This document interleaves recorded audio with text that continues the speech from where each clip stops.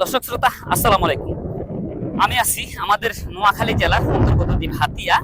এই হাতিয়া বন্যা কবলিত এলাকা। তো আমাদের বিশেষ করে আমি যে দেখতে পাচ্ছেন যে আমি নদীর কিনারা আছি। এখন আজকে 26শে মে, যে 26 তারিখ আজ যে ঘূর্ণিঝড় রেমার, এই ঘূর্ণিঝড় রেমার সম্ভাবনা বেশি। তো আমি বিশেষ করে আমাদের হাতিয়ার দৃশ্যগুলো আপনাদেরকে দেখানোর চেষ্টা করবো যে ঘূর্ণিঝড় রেমার যদি আমাদের হাতিয়াটা অতিক্রম করে তাহলে আমাদের হাতিয়ার মানুষটা কতটুকু নিরাপত্তা বা নিরাপদ পাইবে, ওই ধরনের দৃশ্যটা আমি আপনাদেরকে দেখানোর চেষ্টা করবো। অবশ্যই আমাদের সাথে থাকবেন। দর্শক, আমি বলতে চাই যে ঘূর্ণিঝড় রেমার আজকে নাগাদ, আজ রাত নাগাদ আক্রমণ করতে পারে আমাদের উপকূলীয় অঞ্চল হাতিয়ায়।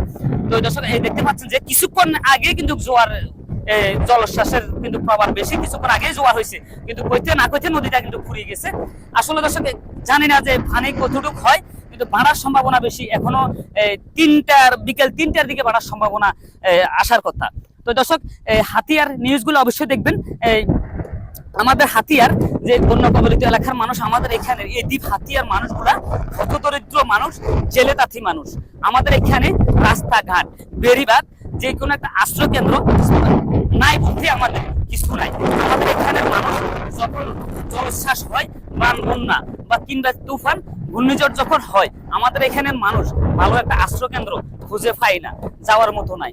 যদি তারা থাকতে হয় তাদের নিজের ঘরে তারা থাকতে হবে, যদি মরতে হয় তাদের ঘরে মরতে হবে। তো দর্শক, আমি আপনাদেরকে পুরাটা দৃশ্য দেখানোর চেষ্টা করব এবং আমাদের হাতিয়ার যে আমরা কোথায় থাকি, কোথায় অবস্থান করি, আমাদের এই জায়গার রাস্তাঘাট, বেড়িবাঁধ, আশ্রয় কেন্দ্র, আমি সবকিছু আপনাদেরকে দেখানোর চেষ্টা করব অবশ্যই। তো দর্শক, ঘূর্ণিঝড় রেমার কতটুকু ভয়ঙ্কর হইতে যাচ্ছে, কিন্তু কতটুকু ভয়ঙ্কর হবে তা কিন্তু এখনো বলা যাচ্ছে না।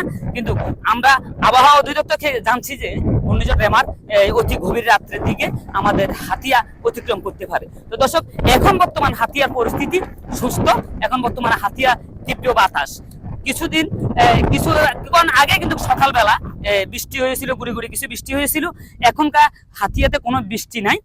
হাতিয়াতে এখন প্রচন্ড বাতাস চলতেছে। তো রাতের ভিতরে কি হয়, হাতিয়ার দৃশ্যগুলা আপনাদেরকে দেখাবো ইনশাল্লাহ, দেখবেন। আমি এখন যে স্থানে দাঁড়ায় আছি, এটা আমাদের নদীর কিনার। এই নদীর কিনারে, আমাদের এই নদীর কিনারে এই অঞ্চলে এখানে হাজার হাজার শত শত ফ্যামিলি মানুষ আছে।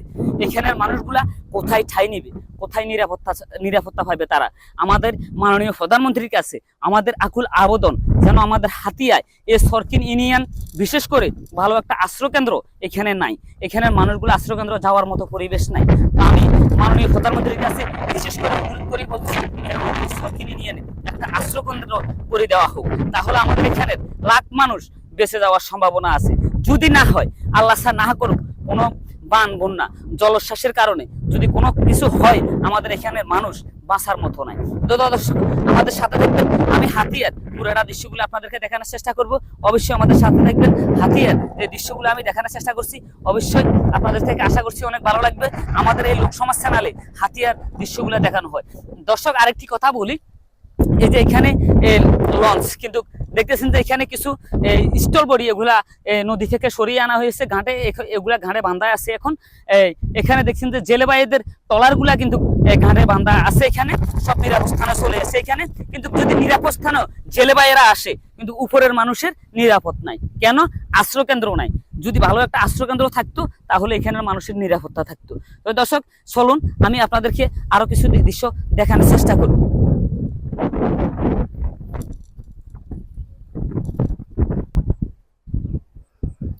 ঘূর্ণিঝড় রেমারের যেই ভয়াবহতা, বাতাসের তীব্রতা কিন্তু অনেক বেশি।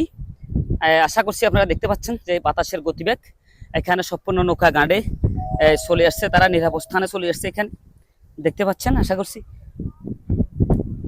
আকাশের পরিস্থিতি দেখেন, আকাশের পরিস্থিতি তেমন বেশি ভালো না, অনেক ভয়াবহ। তাই আমি আপনাদেরকে দেখানোর চেষ্টা করবো, ইনশাল্লাহ সাথে থাকবেন। তো দর্শক, আমি যেখানে এখন বর্তমানে অবস্থান করছি, এটা হলো আমাদের বেড়িবাঁধ। এই বেড়িবাঁধগুলা যে কোনো বান বন্যার সময় কিন্তু এই বেড়িবাঁধগুলা ছিঁড়ে যাওয়ার সম্ভাবনা বেশি থাকে। তাই আমি আপনাদেরকে দেখানোর চেষ্টা করব যে আমি বলছি যে এই ঘূর্ণিঝড় টেমাবের প্রভাবে যে আমাদের নৌকাগুলা নদী থেকে উপকূলে চলে আসছে, তাই আমি আপনাদেরকে দেখানোর চেষ্টা করছি। এই যে দেখছেন সম্পূর্ণ জেলেবাইদের নৌকাগুলা কিন্তু উপকূলীয় এলাকায় চলে আসছে। এখানে এই নদী থেকে ওনারা মাছ ধরার জন্য সমুদ্র গেছে, ওইখান থেকে তারা ঘাটে চলে আসছে। তো দর্শক আমি আপনাদেরকে দেখানোর চেষ্টা করছি যে আমাদের পাশে কিন্তু এক পাশে মেঘনা নদী, এই পাশে কিন্তু আমাদের মেঘনা নদী, এর পাশে কিন্তু আবার খাল। মেঘনা নদীর পাশে কিন্তু আমাদের বেড়িটা। তো আমি বিশেষ করে অনুরোধ করি বলতে চাই আমাদের মাননীয় প্রধানমন্ত্রীর কাছে, আমাদের মাননীয় প্রধানমন্ত্রী যেন আমাদের হাতিয়া এই সরকিন ইউনিয়নে আমাদেরকে ভালো একটা আশ্রয় কেন্দ্র করে দেয়। আমাদের এখানকার মানুষের ভালো একটা আশ্রয় কেন্দ্র নাই। তাই আমি দৃষ্টি আকর্ষণ করে বলবো আমাদের মাননীয় প্রধানমন্ত্রীর কাছে আমাদের এই হাতিয়ায় সরকিনের জন্য ভালো একটা আশ্রয় কেন্দ্র যেন আমাদেরকে করে দেয়। তাহলে আমাদের এখানের হাজার হাজার মানুষের প্রাণ বাঁচিয়ে যাইতে পারে। তো দর্শক আমি আপনাদেরকে আমাদের যে আশ্রয় কেন্দ্রটা আছে আমি তাও আপনাদেরকে দেখাবো। অবশ্যই আমাদের সাথে থাকবেন। যে আশ্রয় কেন্দ্রটা আমাদের এখন বর্তমানে আছে, ওই আশ্রয় কেন্দ্রটা দীর্ঘ বহুত বছর আগের আশ্রয় কেন্দ্র।